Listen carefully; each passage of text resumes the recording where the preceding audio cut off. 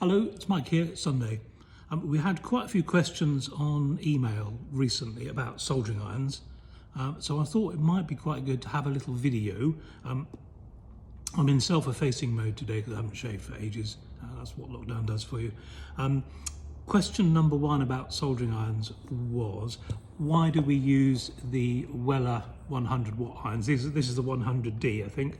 100 watts, 370 degrees C, thermostatically controlled tip, and the reason we use these is partly because they're very durable. I mean, when classes are running, remember those times when we used to do lots of classes, they get a bit of a battering, these, and we've had probably 15 in the 15 years that we've been teaching, and we've only replaced a few.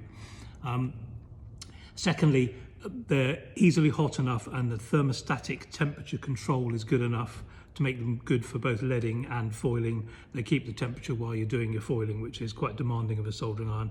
And 100 watts is probably the best in that respect. There are cheaper, lower wattage irons, perhaps not quite so versatile. They're pretty durable. So I think the 100 watt Weller 100 is the one to go for. Question number two we've had was, how do you change the tip when this little nut, can you see that there?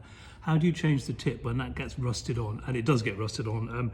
Even if you're very disciplined about undoing it from time to time, there will come a point where it won't be possible to get that off.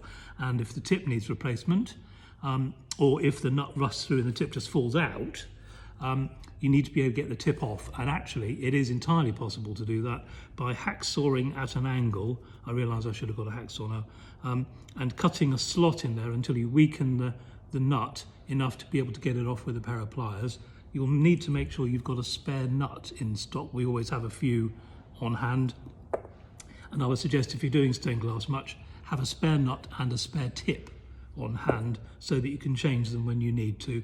Soldering iron lasts quite a long time, but they have a 2-year warranty anyway, so that gives you a good indication of the confidence in the manufacturer. But the tips won't last indefinitely. There are a few things you can do to make the tip last longer. That's what I'm going to talk about next. You know that you need to keep wiping your tip on a damp sponge from time to time, and also you probably know that when you put it to bed after a session, you should always leave a little bit of solder on the tip, and that will help to keep the tip in good condition. If you leave it with fluxy gunge all over it, the next time you come to use it, it might well be quite dirty, and if you do that repeatedly over a period of time, you'll end up with a tip that begins to corrode away altogether. So definitely don't do that. And then the final thing I was going to talk about is what to do when the tip really does get very manky. This one's been on for a few minutes. And the way you get around that, especially if perhaps you've left it on overnight, which we did have a couple of students who came to us telling us that they couldn't use the soldering irons, the solder just wouldn't melt on the surface. And when we asked them what happened the last time they used it, it turned out that actually they left it on, in one case for a day, in one case for a whole weekend.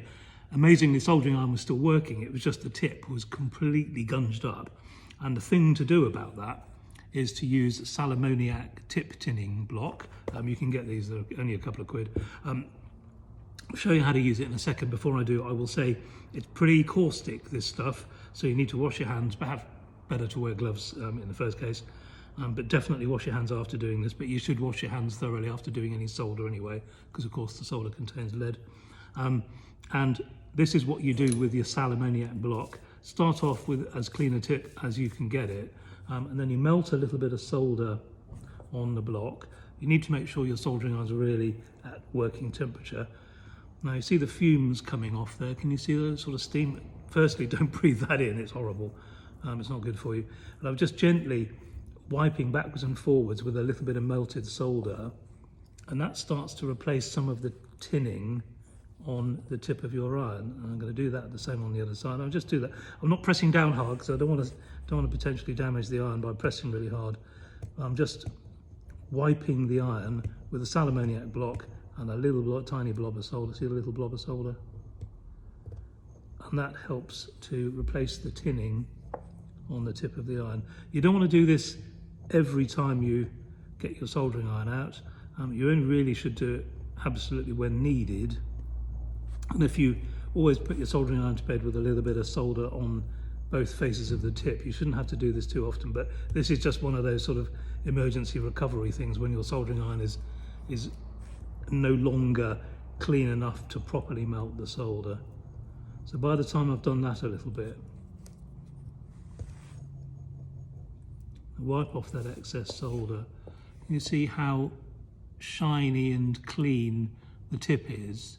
So now I know that that soldering iron is going to melt the solder very quickly indeed. So that's in good shape. I do ours probably about every month or two, really.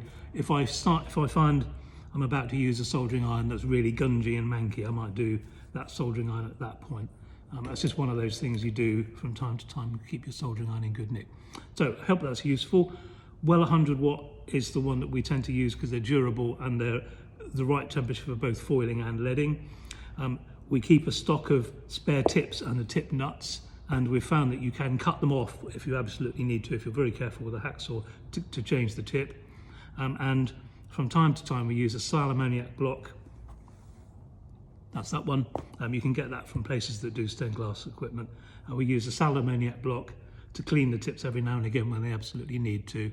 And we suggest to our students who find that they're having problems soldering, often it's a case that the tip on the iron has got so gunged up or corroded that it just needs retining a bit. Okay, hope that's helpful. Have a good Sunday.